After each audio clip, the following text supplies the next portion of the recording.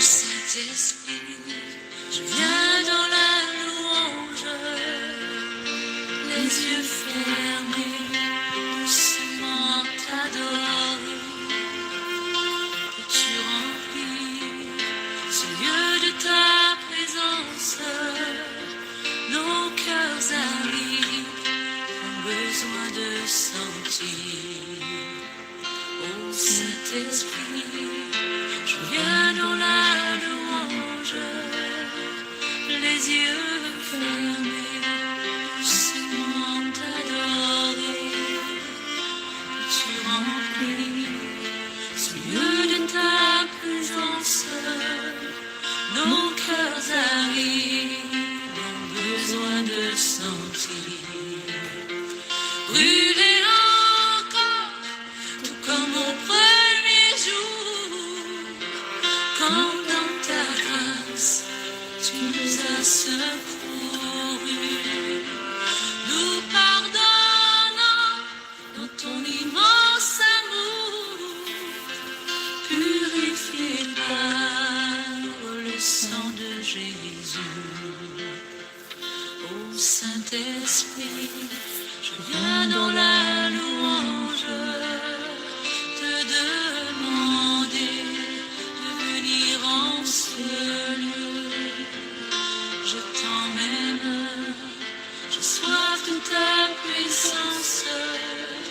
Viens Esprit Saint, oui viens Esprit de Dieu. Ô Saint-Esprit, je viens dans la louange te demander de venir en ce lieu. Je t'emmène, j'ai soif de ta puissance. Viens Esprit Saint, oui viens Esprit de Dieu. Saisis nos mains, faibles et languissantes. Ô Saint-Esprit, rallume le feu, ton feu ardent, voilà ce qu'il nous manque, pour que ta gloire resplendisse en ce lieu. Saisis nos mains, faibles et languissantes, ô Saint-Esprit, rallume le feu, ton feu ardent, voilà ce qu'il nous manque, pour que ta gloire resplendisse en ce lieu. Ô Saint-Esprit, on vient dans la louange, se répandant là où nous sommes tombés. Ô Saint-Esprit, pardonne nos offenses, qu'on te laisse toujours, Saint-Esprit, diriger. Ô Saint-Esprit, on vient dans la louange, se repentant là où nous sommes tombés. Ô Saint-Esprit, pardonne nos offenses, qu'on te laisse toujours, Saint-Esprit, diriger. Qu'on te laisse toujours, Saint-Esprit, diriger. Qu'on te laisse toujours, Saint-Esprit, diriger.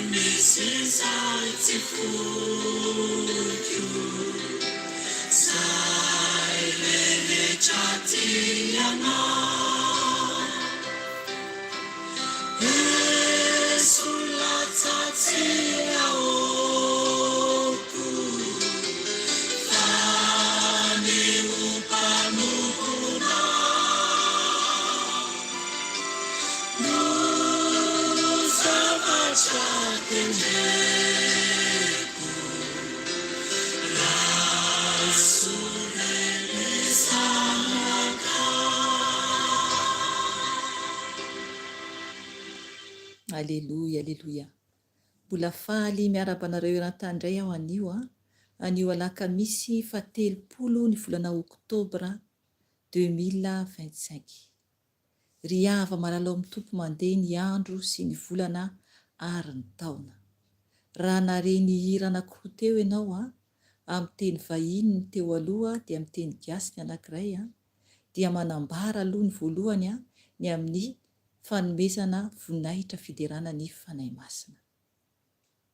Ry havana, mila itsika manaja ny tompo, manaja ny ray, manaja ny koa ny fanahy ny ray, mankalaza azy, manandratra azy satria telo fahiray ihany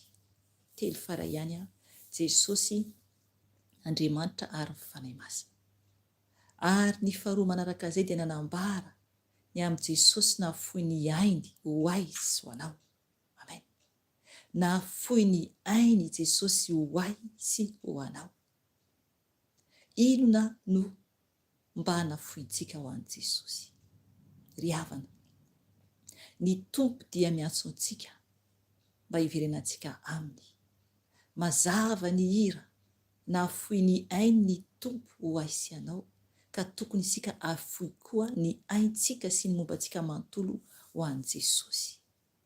Raha ohatra ka hainao iny hira iny hoe nafoy ny aiko aho, iny hira iny dia raha mare ny tonony ianao dia manambara mihitsy Jesosy nafoy ny ainy ho antsika. Dia isika ve dia tsy afoy kosa ve tsika ny aintsika ho an'i Jesosy? Ry havana, hivavaka aloha isika, hidera azy, ankalaza an'i Jesosy. Enganeka tena afoy ny zavatra iray tokony ho an'i Jesosy satria fiadana mandrakizay no azonao. No azo kokoa rehefa tena mafoy ny mombantsika rehetra isika. Dia lanitra ny tompo no azontsika lanitra. Zavatsoa izany. Ka hivavaka isika hidera an'Andriamanitra, ankalaza azy, asandrato any amin'ny toerana misy ianao ny hivavaka anao fa ny tompo ianao rehefa tena mivavaka tokoa anao amin'ny fanahy. Atao hivavaka anao tompo alohany endrazantsika ny tenin'Andriamanitra dia hivavaka tsika hisaotra ny tompo hidera azy ary koa hiantso ny tompo mba hanatrika antsika tsiraray avy. Satria ny tompo dia tsy miaino ny mpanota izy. Ka itsika dia mpanota avokoa, fa mila tsika mangataka aminy mba hiainony antsika. Amin'izay isika afaka mba madio anatrehan'i Jesosy dia angatahantsika aminy amin'ny fanatrehany mba hanatrika antsika Jesosy satria mila azy isika, tsy mahavita tena isika tompoko. Andao ary asan-drato ny vavakanao ho an'i Jesosy, antsovy izy dia raho izy ankalazao izy fa zava-poana isika ety ambony ity tany ity. Fa afaka isika tompoko. Jesosy tompo, misaotra anao izay Jesosy, midera mankalaza anao tompo, satria Jesosy mbola afaka miantso inaranao, afaka hideranao, afaka hanandratra anao Jesosy amin'izao ora sy fotoana izao. Ianao no Andriamanitra verina sy mahery, ianao irery ihany no tompo sy mpanjakany mpanjaka. Ka misaotra ray ny amin'ny fotoana mbola ahafahana indray Jesosy mivory toy izao. Naiza Jesosy misy ny zanakao tsiraray avy Jesosy dia mangataka ny fanatrianao, mangataka ny fiainonao anay Jesosy, hainao ny vavaka anay. Tompo malala ho, ianao irery ihany no Andriamanitra mendrika deray, mendrika kalazaina. Ka mametraka amin'izay tompo izao fotoana izao, hatreo Jesosy izao fotoana izao. Okanao Jesosy anovana itsiraray avy zanakao eran-tany Jesosy, satria tompo tsy mahavita tena izao. Ka mideranao Jesosy, mankalazanao, manome voninahitra anao. Tompo manasanao izay, mitongava Jesosy amin'ny toerana misy anay tsiraray avy. Okanao hiaino anay tompo malala, amboary izay, ampenary izay, avao izay. Tompo malala ho, ianao fa niteny lohainy dia volodosonareo izy. Ka baranao Jesosy vanazatana sy androako samaty rehetra dia dorako amin'azy Jesosy, mialina satana rehetra, poteko amin'azy Jesosy. Satria ny rano tompo dia mandravarava vovalo rehetra. Ka ravako amin'azy Jesosy, ny devoly fampatoriana dia poteko amin'azy Jesosy dia vinadavaky ny elo izany. Mialako ny devoly mpanafika rehetra, poteko amin'azy Jesosy. Ny devoly mpanampitsofina dia adorako amin'azy Jesosy dia vinadavaky ny elo izany, tsy manan-kery aminay. Mialina reo devoly fahajambana rehetra dia poteko amin'azy Jesosy, izay mampajamba ny fanahy rehetra dia poteko amin'azy Jesosy dia vinadavaky ny elo izany. Satria tompo ianao no Andriamanitra velona sy mahery. Ka mialana samata satana rehetra dia ravako amin'azy Jesosy. Mialina reo ny fanampamitaka rehetra dia poteko amin'azy Jesosy, ny fanampanafika mekao rehetra dia poteko amin'azy Jesosy, vinadavaky ny elo plasinareo, tsy manan-kery anay, tsy manam-pahefana anay, fefaresana reo. Tompo malala ho, raha kofy amin'ny rano Jesosy malala ho. Okanao andrakitra an'izao écran izao koa tompo amin'ny rano soa. Okanao niambo anay tsiraray avy Jesosy malala. Mangataka aminao fanahy masina, okanao fanahy masina amenao anay eto. Okanao hitadalana anay eto fanahy masina. Okanao no miteny fanahy masina, ka hanovanay zanakao tsiraray avy, ampianatra anay, anadio ny fananay, anadio ny sofinay, anadio ihany koa ny fijerinay, ary koa izay minay fanahy masina dia okanao ampianatra anay, ampiovanay tanteraka mba ho mendrika ho anao rehany. Ka okanao fanahy masina hiasa, fa izany dia fitaovana fotsiny ihany. Ka okanao hiasa amin'ny zanakao tsiraray avy izay hiaino izao fotoam-bavaka izao. Okanao hiasa amin'izy ireo tsiraray mba tena tsy ho lany fotoana fotsiny izy ireo, anaraka ny teninao entina hivavaka eto, fa tena hiaona aminao ary tena tsy ary fahasambarana ao aminao Jesosy. Ka mankasitraka tompo ny voninahitra ho anao ihany. Aleluia. Amen. Amen. Mazotra Jesosy tsika. Ny ten'Andriamanitra zany izay nomeny fanahy masina antsika anio dia ao amin'ny Salamo. Salamo 8:30 zany. Io zany no nomeny fanahy masina teo. Horaisintsika zany ten'Andriamanitra izany. Salamo 8:30. Io no vakiantsika izany. Salamo 8:30 dia ny titre ato amin'ny baiboliko dia mivaky toy izao amin'ny anaran'i Jesosy tompo dia vakiko ny teny amin'ny anaran'i Jesosy hoe ny titre dia hoe mideranao amin'ny foko manontolo aho. Amen. Nataon'i Davida zany io salamo io, zay soratra hoe nataon'i Davida. Zany hoe mideranao amin'ny foko manontolo aho. Zay zany no thème zany horaisintsika zany hibebahantsika zany rehefa avy eo. Mideranao amin'ny foko manontolo aho. Amen. Vakintsika ny teny anaran'i Jesosy tompo. Mideranao amin'ny foko manontolo aho. Eo anatrehan'ireo Andriamanitra no ankalazako anao amin'ny hira. Miankohoka manandrify ny tempolinao masina aho, ka midera ny anaranao noho ny famindraponao sy ny fahamarinanao. Fa efa nomenao voninahitra ho ambony ny zavatra rehetra ny anaranao sy ny teninao. Tamin'ny andro nitarainako dia namaly ahy ianao. Nomenao fahasahiana aho ka nahazo hery ny fanahy. Tompo, hideranao ny mpanjaka rehetra amin'ny tany, fa andre ny teny ny vavanao izy. Eny, hihirany amin'ny lalany tompo izy. Fa lehibe ny voninahitry ny tompo, fa na dia avo aza ny tompo dia mijery ny manetry tena, ary ny mpiavonavina dia fantany eny lavitra eny. Na dia andeha ao anatin'ny fahoriana aza aho, dia amelona ay anao, anatsotra ny tananao, hanohitra ny fahatezeran'ny fahavaloko ianao, ary amonjy ay ny tananao ankavanana. Ny tompo no ahatanteraka ny momba ay rehetra. Tompo mandrakizay ny famindramponao, aza mahafoy ny asan'ny tananao. Amen. Ry havana, io zany no teny nomeny fanahy masina antsika anio zany. Manambara zany ny amin'ny hoe fiderana an'Andriamanitra. Fiderana an'Andriamanitra. Nefany misy zavatra tsy maintsy arahantsika zany ato amin'ny izay teny nataon'i Davida ato. Dia hodinintsika zany io teny io izay anazavan'ny fanahy masina amintsika zany mba hibebahantsika ary koa hiderantsika an'Andriamanitra izany. Ny teny eto dia i Davida mpanjaka zany no ny tenen'io. Izy ara-mpanjaka. Mpanjaka izy nefany manokana ny momba azy mihitsy, manokana fotoana mihitsy izy mihira ho an'Andriamanitra. Ary Davida dia fantatsika tsara fa izy dia mpitendry zava-maneno ihany koa Davida. Raha fantatrao tantaran'ny Saoly mpanjaka dia izy anisan'ny nitendry zava-maneno mba tsy atahorany i Saoly mpanjaka, satria i Saoly mpanjaka dia nasian'Andriamanitra fanahy matahotra tao anatiny. Ilay fanahy masina tao anatin'ny Saoly mpanjaka nalan'Andriamanitra dia nasiany fanahy matahotra tao anatin'ny Saoly. Dia tsy tafatory intsony Saoly, tsy mahita tory izy ny alina. Dia i Davida mpanjaka, izay mpanjaka amin'izao zany fa tamin'izay mbola tsy mpanjaka, i Davida no nitendry zava-maneno mba hampatory an'i Saoly. Nefany fantatsika tsara ny tantara fa i Saoly dia ratsy fanahy, feno faratsiam-panahy.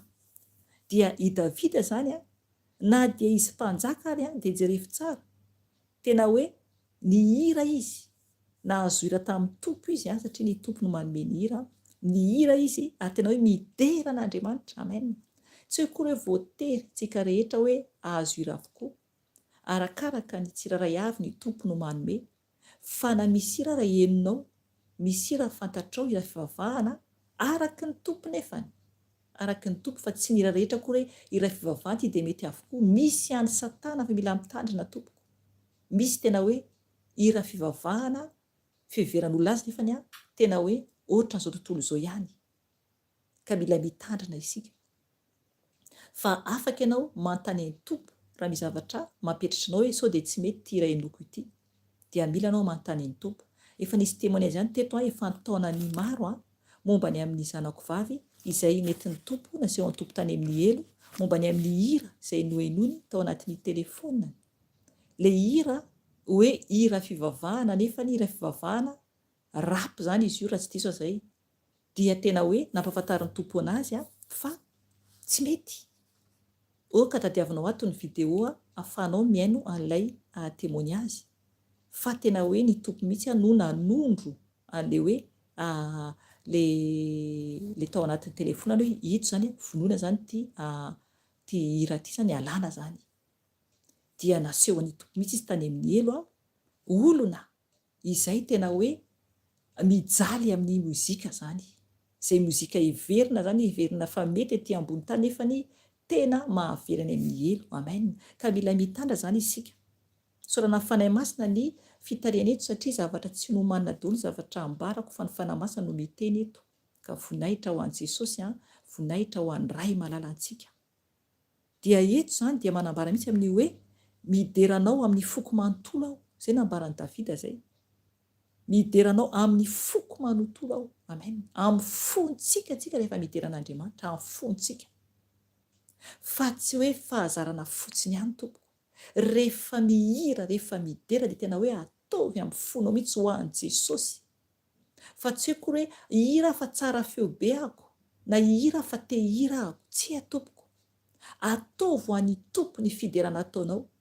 Ny feonao dia omeo an' Jesosy io feonao io ho an' Jesosy ho fideranana azy, ho fanajanana azy fa tsy anatin'ny frihariana akory fa anatin'ny tena hoe fanompoana an'Andriamanitra.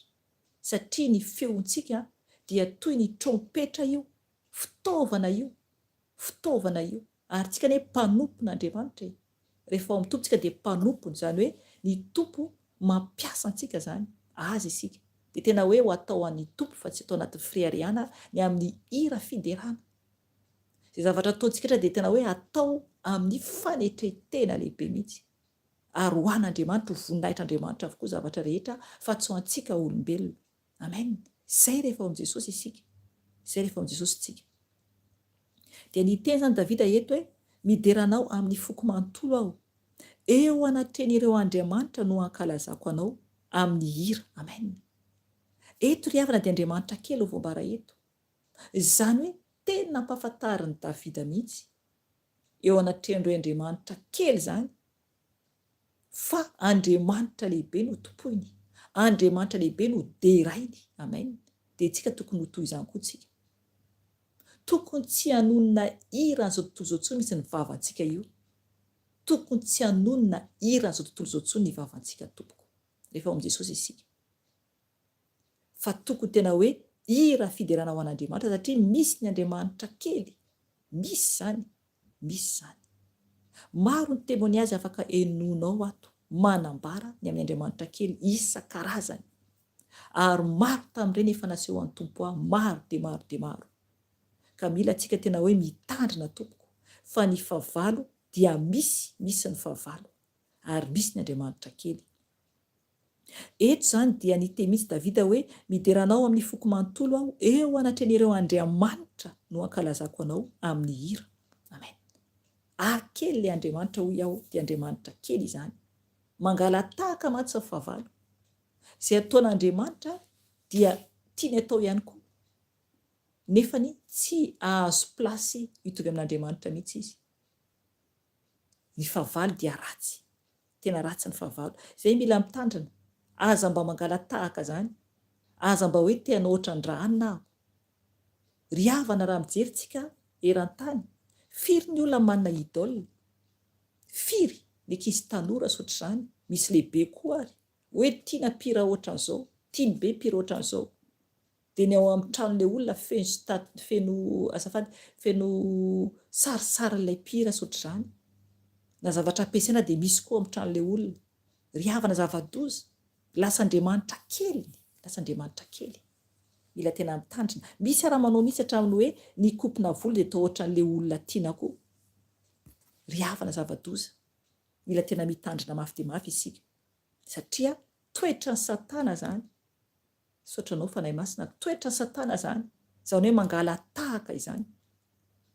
Tsisy intsony ny ahafantarana an'ilay olona hoe iny ilay olona fa tovy an'ilay pira ohatran'izao, tovy an'ilay olona ilay hoe mpanao film ohatran'izao. Tena zava-doza. Zava-doza. Mila antsika tena mitandrina be tompoko. 5. Miankohaka manandrify ny tempolinao masina aho ka midera ny anaranao noho ny famindramponao sy ny fahamarinanao fa efa nomenao voninahitra ho ambony zavatra rehetra ny anaranao sy ny teninao. Amen. Ry havana, mila antsika miankohaka eo anatrehan'Andriamanitra irery ihany. Anatrehan'Andriamanitra lanitra irery ihany no iankofantsika. Mazava be ny ampahafantarin'i Davida eto. Ambarany tsara mihitsy fa miankohaka izy manandrify ny tempolin'Andriamanitra masina. Tempolin'Andriamanitra masina. Andriamanitra ny ankofany. Andriamanitra lanitra ny ankofany. Fa tsy hoe koa hoe olona na hoe koa hoe statue fa Andriamanitra ny ankofany. Amin'ny tempolin'Andriamanitra masina. Ny toerana misy ianao amin'izay toerana misy ianao dia tokony ianao rehefa hivavaka dia manomana tsara mihitsy ny efitrano misy ianao. Za manao an'izany. Rehefa hivavaka ako dia ny efitrano izay hivavahako dia na dia efa madio ary dia alamodamiko tsara mihitsy. Dia fafako. Na mipatsy aspirateur kely ahako aloha na dia efa hoe efa nataoko ara izany dia zay za vao manomboka mivavaka satria Andriamanitra mila fahadiovana aloha raha izay ary mila filaminana ny Tompoandriamanitra antsika. Fa tsy hoe koa rehefa feno-korotana be eo dia eo ianao misisisika kely eo fotsiny mivavaka, tsy atompoko. Andriamanitra dia Andriamanitra ny filaminana ary koa Andriamanitra fahadiovana. Andriamanitra dia madio, Satana no tompony loto, misy devoly loto anie tompoko hoe, misy devoly loto satria any amin'ny loto mihitsy Satana no mipetraka. Ka mila mitandrina be tsika, mila madio, mila milamina ny toerana misy antsika mba hampiditra ny fanahy masina ary koa ny tompo mba ho eo. Mila mikarakara tena antsika fa tsy hoe koa manao makiazina ohatr'izany, tsy hany mihitsy tiako ambara eto tompoko fa ny fahadiovana izany, ny akanjo madio, na dia hoe tsy manan-akanjo firy dia diovina fitafiana, tsisy fofona ny tena fa mba hoe madio zany. Izay ny eo amin'i Jesosy. Izay ny eo amin'i Jesosy. Mila antsika tena hoe madio, tsy hoe koa iny fa anao hoe anisy savony manitra be rehefa manitra ohatr'izany, tsy atompoko. Tsy fofontsika zanak'olombelona zany. Tsika nivoaka tanaty kibony renitsika, tsika tsiraray avy zao sy velonaina, dia tsisy fofona savony manitra tamin'ny vatantsika fa ny fofontsika. Olombelona tsiraray avy dia manana fofontsika tsika. Fa tsisy hoe fofona, satria misy ohatra hoe raisiko ohatra hoe savony manitra ohatra hoe lokona hoe fofona raozy ohatra, dia tsika anie tsy raozy ka ahoana no hoe savony manitra raozy dia iny no isasanao dia hoe misy fofona raozy na hoe parfum raozy. Raozy zany le olona raha izany, ry havana. Fofontsika mila normalina tsika. Tsika dia tsotra no ilain'ny tompo. Tsotra dia tsotra. Amen.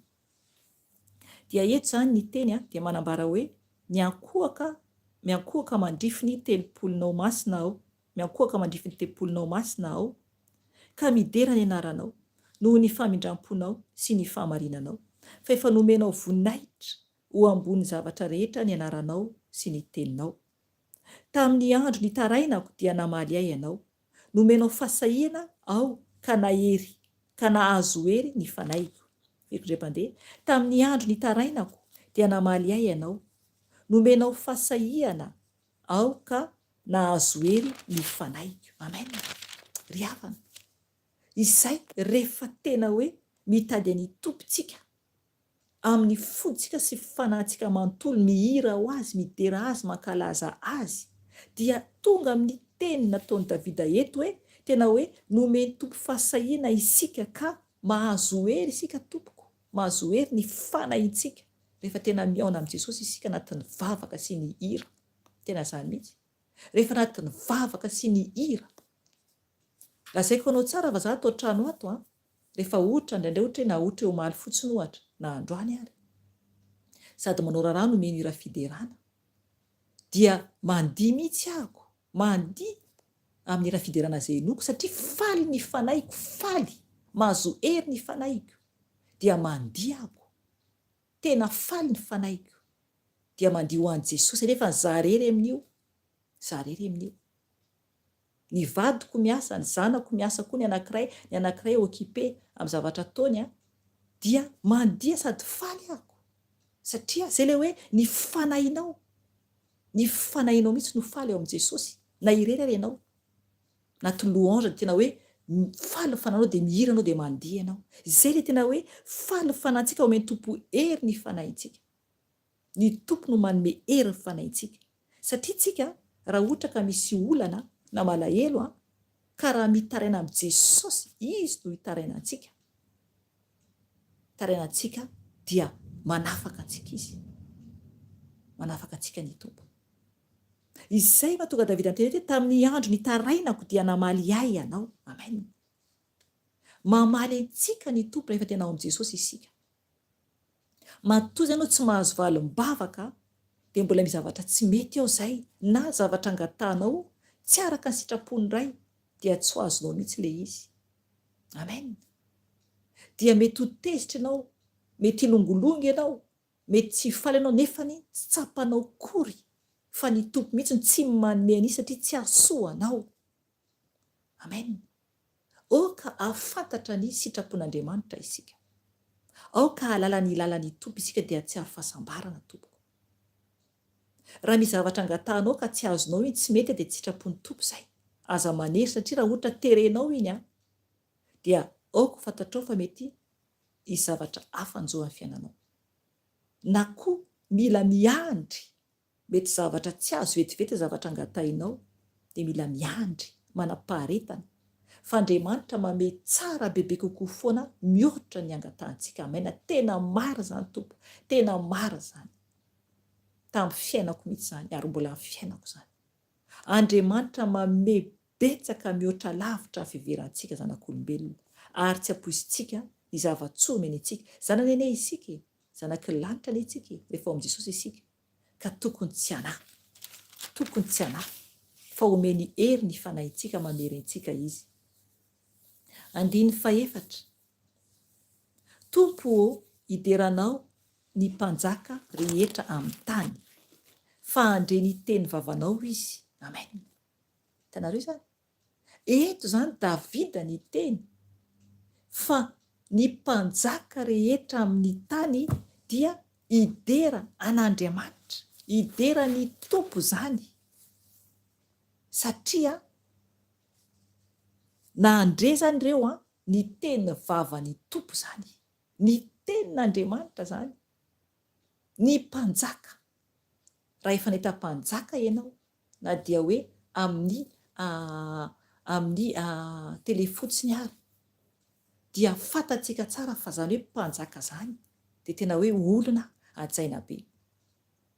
Eto dia mahatsiaro matadidy efa taonany maro mahatsiaro taty, taona maro be mihitsy efa tatyako dia indray andro tamin'izay fotoana izay toa mbola tsy niteraka akory ary aho, efa nanambady moa izany, dia nisy izany fotoana nandalovan'ny ilay zanaky ny roi any Belzika izany tamin'ny toerana nisy anay taty. Dia tamin'izay fotoana izay tany amin'ny ville ahako izany dia hitako izany ilay mba teo koa izany nijery an'ilay zanak'ilay mpanjaka aty a Belzika izany nandalo. Dia olona be dia be izany teo dia hitako izao. Ry havana, eto ny tenin'Andriamanitra dia manambara hoe hideranao ny mpanjaka rehetra amin'ny tany. Amen. Na dia ny mpanjaka ara. Eo vao ny teny teo hoe, vao teo ny teny hoe ny zanak'ilay mpanjaka nandalo taty amin'ny ambanivohitra misy anay aty.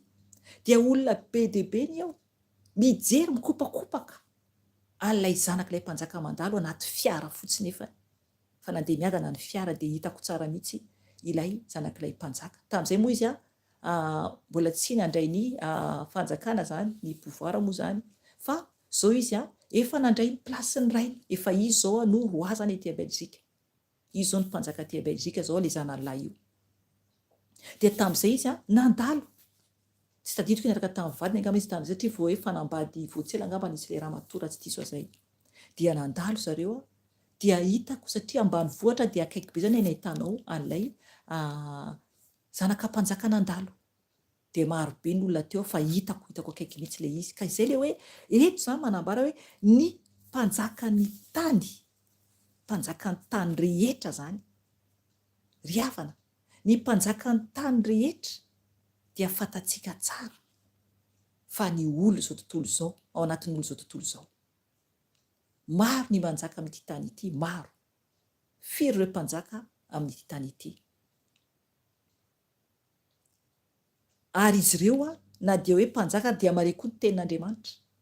Mare ny tenin'Andriamanitra. Eto izany dia manambara mihitsy ny Davida hoe tompo hideranao ny mpanjaka rehetra amin'ny tany fa andre ny teny vavanao izy. Amen. Izy koa anatin'izay satria mpanjaka tsy ny Davida. Izy koa anatin'izay. Amen. Satria mpanjaka ihany koa Davida. 5. Eny, hihira ny amin'ny lalan'ny tompo izy, fa lehibe ny voninahitry ny tompo. 9. Fa na dia avo aza ny tompo dia mijery ny manetry tena, ary ny mpiavonavina dia fantany elavitreny. Amen. Natreo aloha. Eto izany dia manambara fa hihira amin'ny hirany amin'ny lalany tompo izy fa lehibe ny voninahitry ny tompo. Amen. Eto dia i Davida, izy mihitsy nefa mihira ny amin'ny voninahitry amin'ny lalany tompo. Izy no mihira eto, Davida no mihira eto. Ry havana, tsika nga mahita ny zavatra miseho any amin'ny tranona mpanjaka any. Raha ohatra hoe mpivavaka ohatra ilay mpanjaka ohatra, tsika tsy mahafantatra fa ny tompo no mahalala. Dia andiny fahenina hoe fa na dia avo aza ny tompo dia mijery ny manitry tena ary ny mpiavonavina dia fantany ny lavitra eny. Amen. Ry havana, mila mitandrina isika satria ny tompo mahita antsika Jesosy. Hitany avokoa izay ataontsika rehetra. Izy dia miondrika mijery ny tany. Izy dia mijery zanak'olobe isambatan'olona. Na tsika amin'izao ary dia mijery antsika ny tompo. Mijery antsika ny tompo amin'izao fotoana izao. Hitany isika. Aza mieritreritra mihitsy tsy mahita ay ny tompo. Mahita antsika izy. Andriamanitra tsy mba matory fa mahita antsika izy. Araka ny ten'Andriamanitra efa tonga teto fa Andriamanitra tsy sasatra. Tsy mba sasatra zany Andriamanitra. Tsy tadidiko hoe teto ve sa tanatin'ny groupe satria be dia be ilay ten'Andriamanitra tonga dia tsy tadidiko hoe teto ve sa tanatin'ny groupe ka miala tsiny ohatra ka sendra hoe tsy teto ilay ten'Andriamanitra tonga zany. Andriamanitra dia tsy mba sasatra zany izy. Tsy mba reraka zany Andriamanitra fa itsika no mety reraka. Eto manambara ny tenin'Andriamanitra fa na dia avo ara ny tompo dia mijery ny manetry tena izy. Amen. Mila tsika manetry tena. Ny fanetretena dia izao ataontsika zao anatiny ihany koa izao. Vavaka ho an'i Jesosy. Tsy mandany fotoana hoe ambony fauteuil dia mijery télé, na hoe ambony seza dia mijery télé ohatra hoe mipetraka ambony seza ianao dia mijery télé, na hoe andeha amin'ny telefaonina dia lalao amin'ny telefaonina na andeha koa amin'ny réseau dia eo hiresaka amin'ny namana io sotr' izany. Fa manetry tena tsika mitady ny tompo eto, fa fanetretena izany. Jesosy dia mijery ny manetry tena. Mila manetry ny tenantsika, ilay tenantsika mihitsy ny ahetry ambany dia ambany ho an'i Jesosy. Tsy mandany fotoana amin'ny zava-poana fa ahetro ho an'ny tompo tenantsika. Amen. Mijery ny manetry tena Jesosy. Aleon'olona marobe ny olona aleon'olona ke mijery filme na mijery reportage na milalao amin'ny ordina ohatr'izany na amin'ny telefaonina io na mandany fotoana amin'ny Facebook ohatr'izany. Ry havana, zava-doza zany rehetra zany. Fa ny tompo dia mitady olona manetry tena, olona mitady azy. Aleo mandany fotoana eo amin'ny Jesosy, lany eo amin'ny Jesosy mihitsy ny fotoananao, izay kely anananao mba hidiranao ny lanitra. Nefany tsy hoe kory mandany fotoana mivavaka nefa tsy miova, tsy an'ilay izy. Mila miova. Ny vavaka dia mila fiovana koa. Fa tsy kory hivavaka zany dia hira zany dia mamaky baiboly zany dia zay. Tsy vita fotsiny atao fotsiny fahazarana tompoko, fa tena hoe hiainanao dia hitanao mihitsy ny fahasambarana fa efa miana sady ny fiainan-danitra ianao amin'izay. Amen. Efa miana sady ny fiainan-danitra isika ny ety ambonin'ny tany. Izay ilay hoe ety tany tahaka ny any an-danitra manaova amen. Amen, amen. Ny ety tany tahaka ny any an-danitra atao any sitraponao. Atao any sitraponao. Izay ilay vavaka nampianarin'ny tompo. Mila tsika manao sitrapon'ny tompo dia ny ety tany tahaka ny any an-danitra. Mitovy zany fiainantsika ety tahaka ny any an-danitra. Satria tsy ho tafiditra any isika raha ohatra tsika ka tsy manao araka ny any an-danitra ny fomba fiainantsika ety. Raha ohatra tsika hoe manota be foana dia eritreretra ve tsika ho tafiditra any an-danitra? Tsy atopoko. Tsy atopoko. Andiny fa enina io ihany. Ary ny mpiavonavina dia fantany ny lavitra eny. Amen. Ry havana, tonga amintsika ny ten'Andriamanitra io ny amin'ny fiavonavonana. Mila miala amin'ny fiavonavonana. Raha misy mbola miaina anaty izany fiavonavonana izany dia mila miala amin'izany. Ialao fiavonavonana. Satria fantatry ny tompo lavitra eny. Fantany. Tsy afaka manafiny tsika amin'ny Jesosy fa fantany avokoa zavatra izay ataontsika rehetra. Tsy afaka manafiny tsika. Hitany avy lavitra dia efa hitany. Fantantsara ny mpiavonavina. Zava-be ten'Andriamanitra eto hoe ary ny mpiavonavina dia fantany eny lavitra eny. Amen. Salamo 138. Fantatry ny tompo tsara ny mpiavonavina. 7. Na dia andeha ao anatin'ny fahoriana aza ao dia amelona ay ianao, anatsotra ny tananao, anohitra ny fahatezana ny fahavaloko ianao, ary amonjy ay ny tananao ankavanana. Amen. Ry havana, mila tsika matoky an'Andriamanitra, mila tsika tena manao tahaka ny Davida.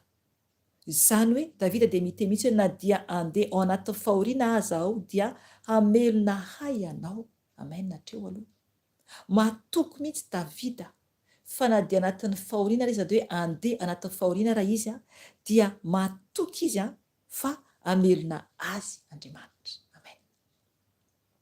Inona ny fahoriana mahazo anao? Inona ny olana misy amin'ny fiainanao? Matokisany Jesosy, fa ny tompony no tompo izao rehetra izao. Izy no mpamelona antsika zanany. Zanany isika ary asan'ny tanany rehefa ao aminazy isika. Dia izy no mamelona antsika araka ny tenin'i Davida. Mahasahy mihitsy Davida miteny hoe na dia andeha ao anatin'ny fahoriana aza ao dia amelona ay ianao. Amen, amen, amen. Ny tompo no mamelona antsika. Izy nanao antsika, izy ihany koa mikarakara antsika. Hatrany am-boaka antsika dia efa fantany asan'ny tanany tsika ka tokony hatoky azy. Tokony hatoky azy. Dia hoy ihany koa ny tenin'Andriamanitra eto hoe anatsotra ny tananao, anohitra ny fahatezerany fahavaloko ianao. Amen. Ny tompo no hiado antsika fa itsika kosa dia mangina. Amen. Ny vavaka no atao. Maro ny olona mitsangana manohitra anao, maro ny olona mitsangana manohitra ay, fa ny tompo no miado antsika fa itsika kosa dia angina. Exodus 4:4-5. Ny tompo no hiado antsika fa itsika kosa dia angina. Aza mamaly ratsy ny ratsy. Aleo hoe tompo niditra an-tsehatra, fa ny zavatra ataony tompony ka tsy ho vitantsika olombelona. Raha isika mamaly ratsy ny ratsy dia tsy mitovy amin'ny famaliany tompo. Amin'izay koa tsika koa ho very satria tsy azo ataony mamaly ratsy ny ratsy. Fa ny mivavaka ho an'ny olona ary mamela ny olona izay manao ratsy antsika, izay no fampianarana ataon'i Jesosy. Fa tsy hoe nanao an'izao na dia ataoko an'izao koa iny, tsy atompoko. Ny mivavaka an'ilay olona ara no ataonao, mivavaka ho an'ilay olona no ataonao. Hoentinao amin'i Jesosy izy. Angatanao famindram-po amin'i Jesosy. Mba ho kasihan'ny tompoko izy, mba hiova, mba hakatoan'i Jesosy, mba hanaradian'i Jesosy. Izay no ataontsika fa tsy hoe hamaly ratsy ny ratsy. Satria dia ny tompo mihitsy no mamaly. Izy no mamaly ny ratsy. Anatsotra ny tananao, anohitra ny fahatezeran'ny fahavaloko ianao. Amen. Ny fahavalo dia tezitra mazava be ny ten'Andriamanitra eto. Ny tompo Andriamanitra no manatsotra ny tanany. Izy no manatsotra ny tanany, anohitra ny fahatezeran'ny fahavalo. Izy no miasa, fa tsika tsy mahavita na inona na inona. Tizako ihany ilay ten'Andriamanitra. Ary amonjy ay tananao ankavanana. Amen. Alleluia. Sorantsika ny tompo lehibe izany. Ny tanan'ny tompo ankavanana no mamonjy antsika. Ny tanan'ny tompo ankavanana no mamonjy antsika. Ka tokony tsika tena hoe atoky an' Jesosy amin'ny fitantanany antsika. Aza manahy fa matokisan'i Jesosy. Aoka tsika tena hoe ino mihitsy ny amin'ny tanan'ny tompo miaro antsika tompoko.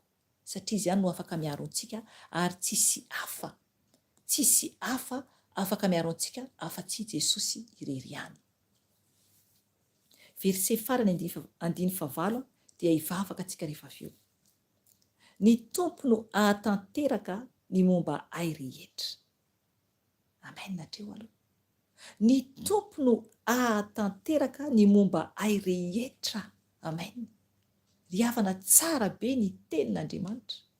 Na mbola tsy vakiako manotola raha io teny satria voazoko voteo, hoy aho. Ny tompo no ahatanteraka ny momba ay rehetra. Amen. Afaka hiteny an'izany ve ianao tompoko? Afaka hiteny an'izany ve ianao tompoko? Araka ny teny, araka ny rahateo hoe nahafoy ny aiko aho. Jesosy nahafoy ny ainy, mifandray amin'ny tenin'Andriamanitra, ilay hira izay no hainontsika teo. Ny tompo no ahatanteraka ny momba ay rehetra, hoy Davida eto. Tokony hiteny izany koa ianao. Satria ny tompo nahafoy ny aino antsika. dia inona no atolotra ho an' Jesosy? Afaka venao anao takalira hoe indro tompo fa omeko. Afaka anomeny tompo no mombanao manontolo venao?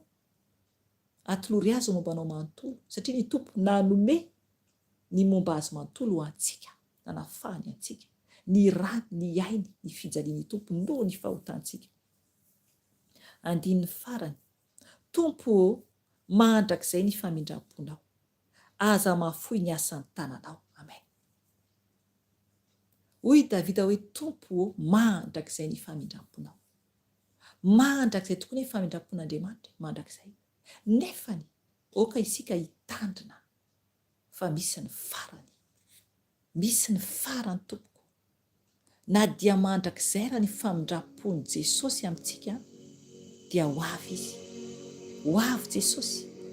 Ho avy izy ampiakatra izay efa vonona ihany. Mandrakizay ny famindram-pony ray amintsika, fa isika dia mandalo eto. Ho faty isika raha ohatra mbola tsy, raha ohatra ka tsy mahatratra antsika ny amin'ny fampiakaran'i Jesosy. Ka le famindram-pony tompo mandrakizay dia misy farany amin'ny fiainantsika ety ambony tany, satria tsika araka ny ten'Andriamanitra 70 taona na 80 taona raha ela indrindra ianantsika ety. Misy mbola mihoatra fantatsika tsara izany satria tahian'Andriamanitra. Nefany ny famindram-pon'Andriamanitra dia eo amintsika mandra-pikipo ny masontsika tompo, mandra-pikipo ny masontsika famindram-pony tompo io. Fa rehefa mikipo ny masontsika dia vitatreo. Vitatreo. Mila antsika tena mahatsapa fa ny famindram-pon'Andriamanitra na dia hoe mandrakizay raha mbarany teny eto, dia misy fetra amintsika zanak'olombelona izany. Misy fetra satria farany lalantsika ety ambony tany ety. Ka dia mbola mihiratra amin'ny masontsika, dia mbola tsy mikipy tanteraka amin'ny masontsika, dia mbola tsy midy vavantsika tsy afaka hiteny tsony isika rehefa ela amin'ity tany ity, dia mangatah famindram-pon' Jesosy. Mibeba, miova, omany ny mandrakizainao, omany ny mandrakizainao. Dia hoy ten'Andriamanitra farany, aza mahafoy ny asan'ny tananao. Amen. Zay ny teny Davida hoe aza mahafoy ny asan'ny tananao. Amen. Andriamanitra tsy mahafoy ny asan'ny tanana, fa isika no mahafoy azy. Isika no efa niala tamin'ny loharanonaina, niala tamin'i Jesosy zany. Any amin'ny bokin'i Jeremia manambara an'izany. Tsika efa nafoy an'Andriamanitra isika. Tsika tsiraray avy. Andriamanitra tsy mba nafoy zanak'olombelona, fa isika no niala taminy. Ka mbola misy ny fotoana hiverenantsika aminy. Oka tena hiverina aminazy tokoa isika, ary tena hoe afoy ny momba antsika ny koa mba ho an'i Jesosy. Oka tsika tsy ho tia tena, fa raha tia tena isika dia itsika ihany no vomafy. Vomafy eny itsika, satria tsika tsy maintsy ho faty, tsy maintsy aletintsika rehefa ho avy ny fotoana. Aiza ny alehan'ny fanahinao? Aiza ny alehan'ny fanahintsika raha tsy miverina amin'ny tompo isika? Ry havana, zava-doza eo ambadiko izao fiainana izao raha ohatra ka very isika. Zava-doza. Satria rehefa ho faty isika dia eo ny tena fiainana vao hanomboka. Eo vao hanomboka ny tena fiainana. Satria ho mandrakizay zany. Ho mandrakizay zany. Raha ny an-danitra dia mandrakizay, tsisy farany intsony, tsisy taona intsony. Raha ny amin'ny ely dia mandrakizay, tsisy farany, tsisy taona intsony. Ka mila isika mitandrina tompoko, mila antsika miova tompoko, mila antsika miova tompoko. Ry havana, nisy olona anankiray nanambara fa hoe any amin'ny elo, nisy olona tany amin'ny elo zany dia misy olona zany ao anatin'ny elo ny miafobe zany, dia ny teny zany ohatrany hoe ny teny zany tamin'ny Satana zany le olona hoe amfiry zao na ohatr'izany. Dia le montre zany any dia hoe mandrakizay, mandrakizay, mandrakizay, mandrakizay. Ry havana, aiza no alehan'ny fanahinao? Aiza no alehan'ny fanahinao rehefa hiala ity? mandrakizay fahasambarana mandrakizay ny an-danitra ve sa mandrakizay fijaliana mandrakizay tsisy fahafarana. Andohalika isika tompoko hibebaka satria mbola misy famindram-pony Jesosy amintsika, mbola mamindra fo Jesosy ka araraoty ny andro, araraoty ny ora, sao dia ora fotsiny sy no iainanao ety. Mety olona efa mavaona fatesana ianao, mety olona salama koa nefa ny andronao ho tapitra aika, ka mila mangataka amin'ny Jesosy, mila mangataka amin'ny famindram-pony mba amelany antsika. Ataontsika andohalika anetry tena natrehan'i Jesosy araka ny teny teo. Mila tsika manetry tena eo am-batana mahelin'i Jesosy. Raha ohatra moa anao ka tsy salama araka ny ambarako matetika eto, rehefa ohatra ka miditra eto sika, raha ohatra tsy salama ianao ny tompo no mahita hoe tsy afaka mandohalika ianao, fa raha salama ianao dia aetreo ny tenanao, manetretena fa ny tompo mahita antsika ny hitany isika, hitany isika ka ankatoavy izy, ankatoavy Jesosy. Andohalika isika tompoko, andohalika isika, hiantso ny tompo, angataka famindram-pony, dia mbola misy famindram-pony dia hivavaka isika,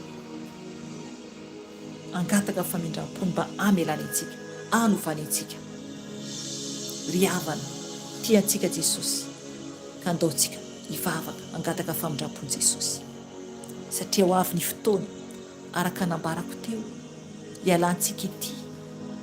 Tsy maintsy ho tonga izany fotoana izany, tsy maintsy ho tonga izany. Efa vonona ve ianao hiditra amin'ny mandrakizay ianao, mandrakizay manao ahoana no ovantaninao? Oh Seigneur, mandrakizay manao ahoana no ovantaninao?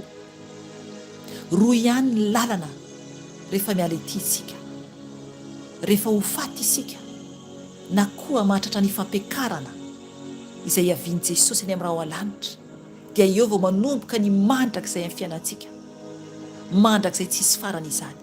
Ety tsika dia mbola misy ny farany, 70 taona, 80 taona raha ela indrindra, mbola misy ny tombo kely, fa rehefa ho faty tsika dia zay vao mandrakizay.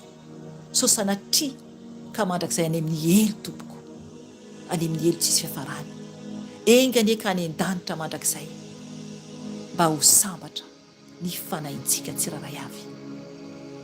Hibebaka isika tompoko, hibebaka isika. Jesosy, ndreto zay Jesosy mandohalika tompo eo anatrehanao izay afaka mandohalika Jesosy, mangataka Jesosy ny fahamindram-ponao, mangataka Jesosy ny fahamelanao Jesosy, satria tompo mampatahotra Jesosy ny teninao, fanahy masina mampatahotra izany, satria tokoa hifarana ny lalana ety ambony tany na hoelana ho aingana, tsy maintsy hifarana izany. Aiza ny hafarany fiainanay, ka mangataka famindram-po avy aminao Jesosy, mamela anay, satria tompo mpanota izay, mamindra fo Jesosy malala ho, mamela ny elokay, mifona Jesosy, mifona tompo, satria ratsy izay zanak'olombelona, tsy mendrika izay zanak'olombelona Jesosy, fa ny ataonay ihany ny ataonay Jesosy. Nefa tompo izay tsy afaka mitana akory ny ainay Jesosy, na dia ray minitra na ray segondra aza Jesosy, tsy manana fahaizana mitana ny ainay izay, fa ianao tompo no mitana ny ainay zanak'olombelona rehetra, satria asa ny tananao izay araka ny tenin'i Davida, asa ny tananao izay. Ka indreto izay tompo malala ho, mandohalika anatrehanao izay afaka mandohalika. Tompo mamindra fo amin'ireo tsy afaka mandohalika Jesosy amin'ny tsy fahasalaman'izy ireo. Mamela anay Jesosy, mamela tompo ny momba ny tenanay manontolo Jesosy, satria jesosy impiry zay no mandeha araka ny fisainanay olombelona jesosy. Mifona jesosy, mamindra fo jesosy ny amin'ny fisainanay jesosy izay fombanay jesosy, zanak'olombelona jesosy ny tsy mankatoa anao. Ka mifona tompo avaozy ny sainay tsiraray avy, avaozy izahay, sasao ny sainay amin'ny ranao, sasao jesosy mba tena ho ranao jesosy no mikorina tompo anatin'ny fisainanay, ka tena ankatoanao izahay, ankatoanao izahay jesosy. Tompo, eo koa jesosy zay enoa ny sofinay jesosy, teo tompo nanambarany amin'ny hira fiderana taon'i Davida jesosy ho anao jesosy mamelanay ny amin'ny hira zao tontolo zao zay nandalo tanatin'ny sofinay jesosy. Mifona jesosy, diovy ny sofinay jesosy, satria indraindray tompo na dia tsy te hiaino zao jesosy malala dia mare jesosy amin'ny télé na koa tompo amin'ny radio jesosy. Tompo malala o, mifona aminao, mifona aminao na amin'ny telefona koa tompo, olona mandalo jesosy dia hieno jesosy izany jesosy eo koa jesosy anatin'ny pub jesosy ny amin'ny telefona tompo, indraindray tompo tafandalo jesosy amin'ny telefona jesosy izany, na dia tsy tianay enona jesosy malala dia eno ny sofinay ihany. Ka mifona jesosy, diovy jesosy ny sofinay, diovy ny sofinay tompo mba hadio jesosy satria tompo feno fandrika ity tany ity, feno fandrika jesosy ity tany ity jesosy mamelanay, sasao amin'ny ranao ny sofinay, sasao amin'ny ranao ny sainay, sasao amin'ny ranao jesosy ny masonay, ny maso feno fiavinavonana jesosy mianjonanjona, ny maso mitsaratsara jesosy, ny maso mpitsaratsara olona jesosy. Diovy jesosy ny fijerinay, sasao ny masonay jesosy mba hadio, diovy jesosy ny masonay amin'ny rano soa, mamelanay tompo ny fijery tsy mendrika rehetra jesosy malala o, ny fijery tsy mendrika rehetra jesosy, sasao ny masonay jesosy mba homendrika eo anatrehanao, mba homendrika eo anatrehanao jesosy. Tompo malala o, alao ny kirany izay manembatsembana ny masonay jesosy, tsy ahitanay zava-miafina jesosy, zava-miafina avy aminao jesosy dia ny homandrakizay izany jesosy. Tompo, diovy ny masonay mba homendrika ho anao jesosy. Tompo malala o, eo koa jesosy ny vavanay tompo, sasao amin'ny ranao, sasao amin'ny ranao jesosy ny fiteninay, sasao amin'ny ranao jesosy ny molotray, ny lelanay jesosy, diovy amin'ny ranao soa, diovy amin'ny ranao soa jesosy, mba hiteny toy ny fiteninao jesosy, mba hiteny toy ny fiteninao jesosy, mba hadio jesosy ny fiteninay rehetra, mba homendrika anao jesosy. Amboary zanakao eran-tany jesosy, amboary izay, avaozy izahay, diovy tompo ny vavanay jesosy, mba tsy teny fitaka, mba tsy teny foana jesosy, sasao jesosy amin'ny rano soa ny vavanay, sasao amin'ny rano soa jesosy ny vavanay, mila anao fatratra jesosy malala, diovy lelanay tompo amin'ny rano soa jesosy, mba hitezava-tsoa jesosy. Tompo malala o, ny fiteny miavinavana rehetra jesosy malala alao jesosy anatin'ny vavanay tsiraray avy, ny fiteny feno fiavinavonana tompo alao amin'ny vavanay tsiraray avy jesosy, ka no tompo anadio vavanay tsiraray avy. Tompo malala o, ny fiteny mandratra, ny fitenena andratra jesosy, diovy ny vava zanakao tsiraray avy tompo izay mibebaka aminao mizora sy fotoana izao, mangataka aminao jesosy. Ny fiteny tsy fanajana jesosy alao amin'ny vavan'ny tsiraray avy jesosy izany, okinao tompo anadio jesosy vavan'ny tsiraray avy jesosy amin'ny rano soa, amin'ny rano soa. Tompo malala o, ny tananay jesosy izay nikasihan'ny tananay tompo malala o, tongotray izay nalehan'ny tongotray tompo malala o, sy tsy araka sitraponao tompo dia diovy tompo amin'ny rano soa, mamindra fo aminay, mamindra fo aminay jesosy.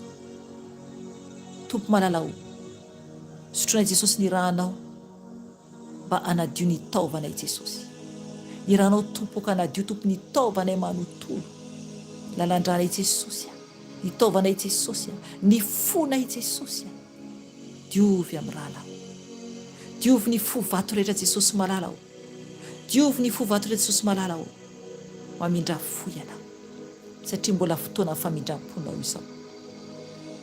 Tompo diovy ny fonay, alao ny fovato, alao ny fahatezerana, alao ny avinavina, alao ny toetra ratsy rehetra Jesosy malala anatin'ny fonay tsiraray avy. Mamindra fo Jesosy, mamindra fo.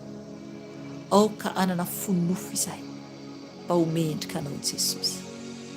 Tompo, ianao tompoko anadio Jesosy ny taovanay rehetra Jesosy, izay nohanay tsara ka sitraponao Jesosy ka nisy an'ny fahavalo tompo, diovy tompo amin'ny ranao soa. Okanao andoro ny areta izay mitantady forona rehetra Jesosy malala anatin'ny taovanay. Tompo andoro izany amin'ny ranao soa, satria ny ranao Jesosy dia afo mandevina Jesosy ny fahavalo rehetra, afo mandevina fahavalo rehetra Jesosy. Sotranao Jesosy malala, sotranao tompo satria tompo manadio anay, manavao anay. Tompo malala okanao tompo anasitrana Jesosy ny dolera rehetra Jesosy izay misy aminay tsiraray avy, okanao anasitrana anay Jesosy. Tompo mangataka ny fanay masinao, oka ny fanay masinao tompo ameno anay tsiraray avy.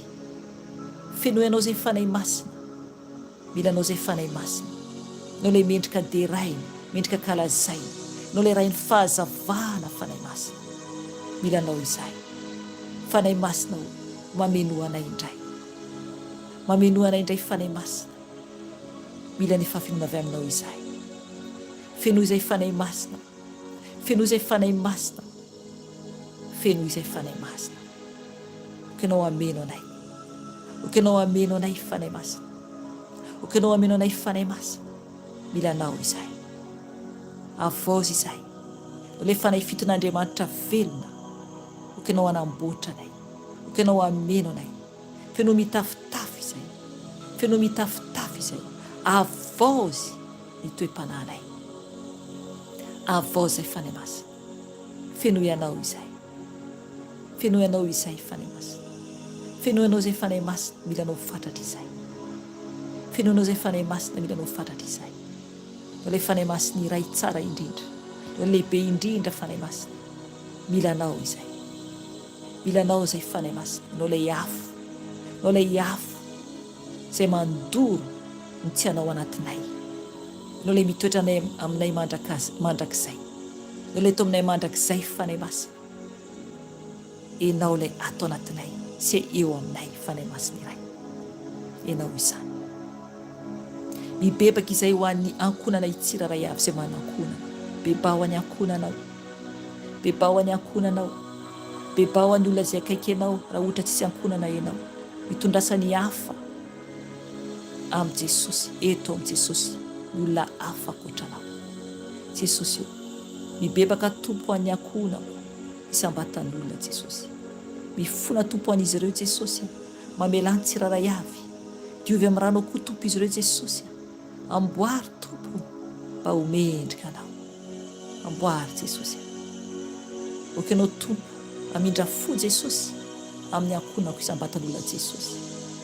Tompo, kokonao tompo andrakotra izy ireo amin'ny fanay masina. Sasao amin'ny ranao Jesosy ny tsiraray avy, ny fianakavianay tsiraray avy koa Jesosy malala izay rehetra ato. Mamindra fo Jesosy, mamela ny heliko ny tsiraray avy Jesosy. Mibebaka izay tompo amin'ny fianakavianay tsiraray avy Jesosy. Tompo malala mamindra fo Jesosy. Mitondra mbavaka izay Jesosy malala ny amin'ny zava-doza miseho Jesosy eran-tany amin'izao ora sy fotoana izao. Ao Jesosy ireo olona maty maro be Jesosy, maro be Jesosy, any Afrika Jesosy.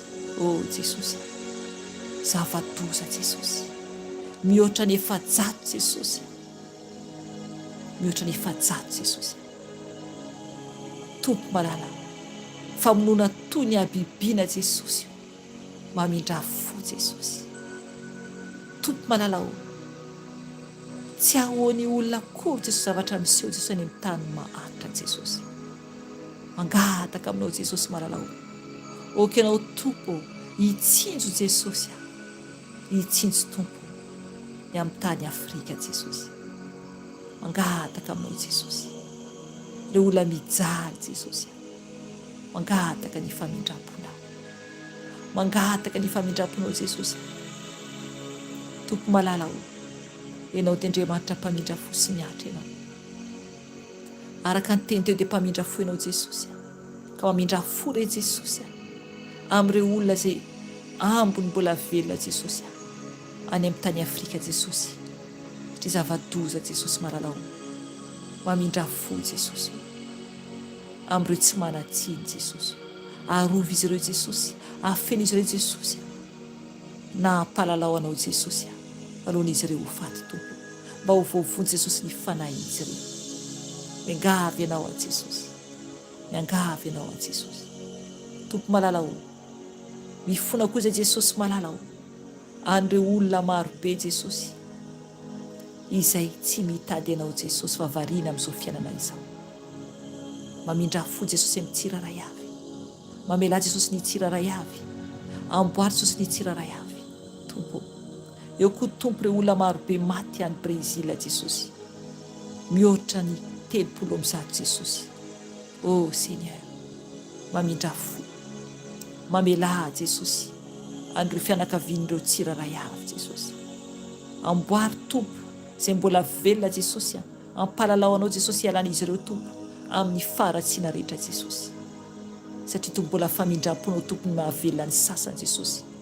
Ireo olona izay manao faratsiana Jesosy ny amin'ny resaka drogue Jesosy, amboary izy ireo tompo malalao mba tena hitady ianao, mba tena hitady anao Jesosy malalao. Jesosy tompo, mangataka aminao koa Jesosy ho azanakao tsiraray afy tompo izay mikasa Jesosy andeha amin'ny Halloween rapito Jesosy, na koa amin'ny 1er novembre Jesosy ny tandrazanay Jesosy na eran-tany tompo. Okanao Jesosy ampifony tsiraray avy Jesosy. Tompo, Andriamanitra lehibe ianao, Andriamanitra tsara ianao Jesosy, ary tsy tia ratsy ianao Jesosy, fa mbola miantso ianao tompo zanakao tsiraray avy. Ka okanao tompo hiainy tompo an'izay mibebaka Jesosy, hiala amin'izany fomba asan'ny fahavalo izany Jesosy, izany fety fahavalo izany tompo malalao. Ka mamindra fo Jesosy amin'ny tany, mamindra fo Jesosy amin'ny zanakao tsiraray avy. Arofo tompo izay tsiraray avy Jesosy, satria tompo milanao Jesosy zanakao tsiraray avy eran-tany, ianao no mpamonjy tonga lafatra Jesosy. Ka mangataka ny famindramponao satria tsisy toanao, tsisy toanao. Tompo malalao, mendrika hodirana anao Jesosy malala, mendrika kalazana anao Jesosy malala. Tompo, mitondram-bavaka ao Jesosy, mitondram-bavaka izay Jesosy ny amin'ny tandrazanay. Tompo, vavaka ao Madagasikara izay Jesosy malala. Okanao tompo, ampilamina Jesosy ny tandrazanay Jesosy malala. Tompo, mangataka ny famindramponao Jesosy, mangataka ny famindramponao Jesosy. Okanao tompo, andamy matanteraka Jesosy any Madagasikara. Mangataka aminao Jesosy satria mpamonjy tonga lafatra ianao. Okanao tompo hiain'ny vavaka anay Jesosy, mamindra fo Jesosy amin'ny tandrazanay Jesosy, mamindra fo Jesosy amin'ny gasy rehetra Jesosy malala. Aiza n'aiza tompo misy ny tsiraray avy, satria Andriamanitra lehibe indrindra ianao, Andriamanitra mpamela heloka ianao, Andriamanitra mpamindra fo ianao, ary tsy misy toanao, tsy misy toanao Jesosy. Tsara indrindra ianao, lehibe indrindra ianao, ary Andriamanitra mandrakizay doria ianao. Ka misaotra Jesosy, misaotra tompony amin'ny fotoana teto, misaotra tompony amin'ny vavaka teto. Omem-boninahitra ianao Jesosy, ankalazana ianao Jesosy, derana ianao Jesosy. Ka misaotra anao Jesosy, mankasitraka anao, misaotra tompo. Aleluia, aleluia. Misaotra tompo, mivoninahitra ho anao, idera ho anao. Ankalazana ianao Jesosy, asandratry ianao Jesosy, mandra-patapitry ny fofinaiko Jesosy, dia hideranao tompo. zanakao tompo izay an'olo tena ho anao Jesosy dia anao tompoka iaino tsiraray avy. Toran'i Jesosy ny tenanao raha voniny ianao anompo an' Jesosy manomboka anio ankatoa azy hiala amin'ny ratsy rehetra tena mitompo ianao fa miandry anao Jesosy, miandry anao Jesosy. Raha voniny ianao hisaraka amin'ny ratsy rehetra dia tena mitompo ianao. Atory azy ny tenanao fanatitra velona ho azy satria ny tena natolony ho antsika nomboina nijaly izy noho ny fahotantsika ka tora ny tompo ny tenanao ataovy ny vavakanao Jesosy io. Ireo Jesosy ny zanakanao Jesosy vonina tompo hiverina aminao anolotra ny tena indray Jesosy ho anao okanao tompo hiainy ny vavakan'izy ireo. Ny tia Jesosy manantonanao Jesosy malala anompo anao hatramin'ny farany Jesosy malala ao avaosiko tompony faloran-tenako Jesosy anao izay sitrakao a Jesosy ankalazanao a Jesosy anambaranao tsy raha mbola velonaina koa tompo satria tiako ianao.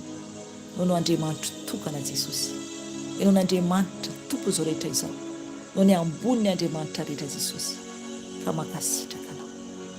mankasitraka anao Jesosy ianao rery ihany ilay masina sy mahery ianao rery ilay mandrak'izay tory ka misaotra anao Jesosy, misaotra anao Jesosy mankasitraka anao misaotra tamin'ny fotoana teo Jesosy nidera ho anao rery ihany hatramin'ny taloha indrindra sikatria mandrak'izay tory. Alleluia, alleluia, alleluia. Amen, amen.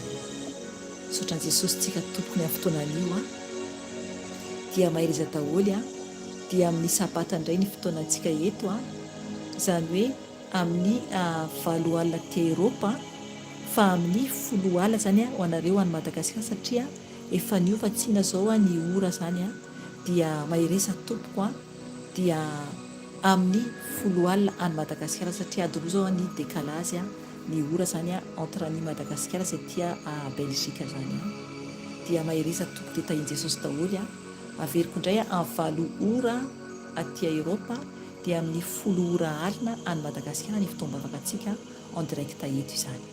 Zay tompoko dia tahin Jesosy daholo dia mahereza daholo tompoko.